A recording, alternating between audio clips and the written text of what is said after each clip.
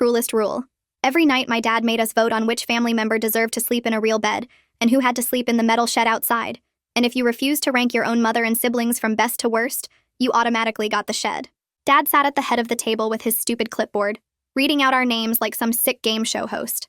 "Time for rankings," he'd say, smiling while the rest of us stared at our plates. He was always exempt because he managed the system, which meant he slept in the master bedroom every night while we tore each other apart for the remaining spots. The best bed went to whoever got ranked highest, which meant an actual mattress, soft pillows, warm blankets, and your own room with a door that locked. Second place got the couch in the living room, while third got a sleeping bag on the basement floor. Fourth place got the garage with just a yoga mat, and dead last slept in the shed. By the time I was 12, I'd spent dozens of nights in that shed. We all had, except for Dad.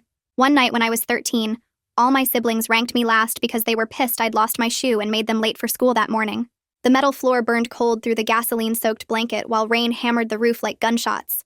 Spiders dropped from the ceiling onto my face and mice ran over my legs while I shivered until my bones hurt.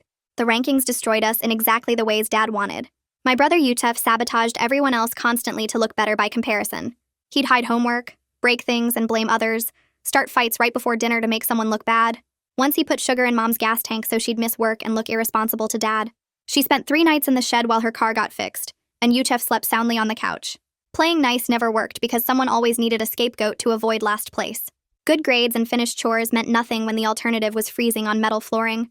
Every dinner became a silent calculation of who you could sacrifice tonight, which family member you loved least in that moment, whose suffering would hurt you least to cause. My sister Yasmin had perfected crying on command, and would sob during dinner about her previous nights in the shed, instantly earning sympathy votes. Yusef made deals and promises, trading future high rankings for votes now. Mom tried staying neutral, but that just meant everyone ranked her low for not having allies, so she spent more nights in the shed than anyone. After years of this, we barely spoke except to negotiate votes. Family dinner was just Dad reading rankings while we glared at each other across the table, calculating betrayals and planning revenge. I kept a notebook tracking voting patterns, looking for alliances to exploit or weaknesses to target. Trust between us had died long ago, and love followed shortly after. Then Yasmin got sick during a week of storms, running a fever so high she couldn't sit up at dinner. Dad's rule was absolute because no vote meant automatic shed placement. She lay there shaking and delirious, too weak to even point at names on his list. "Rules are rules," Dad said, marking her down for the shed before carrying her out there himself, while rain poured through the rust holes. By morning she had pneumonia and was coughing up blood on the metal floor. Still too sick to vote the next night meant another automatic shed placement. I tried sneaking her extra blankets, but Dad caught me and called it tampering with rankings, which earned me 5 nights in the shed as punishment. I spent those nights listening to my baby sister dying 10 feet away, while Dad made notes about maintaining system integrity. Mom finally defied Dad and took Yasmin to the hospital, but by then something in Yutef had permanently broken. He'd do anything to avoid the shed, including recording conversations for blackmail material and putting laxatives in food before ranking day. He spread lies about Mom that made Dad scream at her for hours, guaranteeing she'd get sympathy votes from us. The doctors asked about Yasmin's frostbitten toes and the rust marks on her skin, but Mom lied and said she'd been camping. They didn't believe her, but couldn't prove anything without Yasmin talking, and she hadn't said a word since getting sick.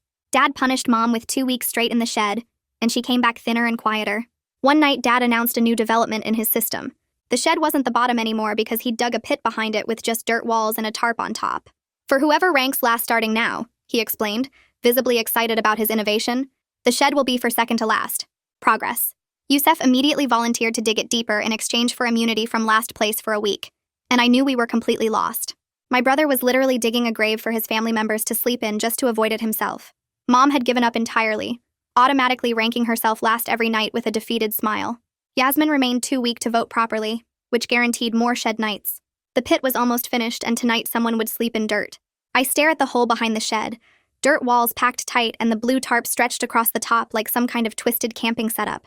My stomach twists into knots as Dad walks out the back door with his clipboard, that sick smile spreading across his face when he sees us all looking. He taps the clipboard against his palm and announces that tonight marks a special occasion because someone gets to be first in the pit.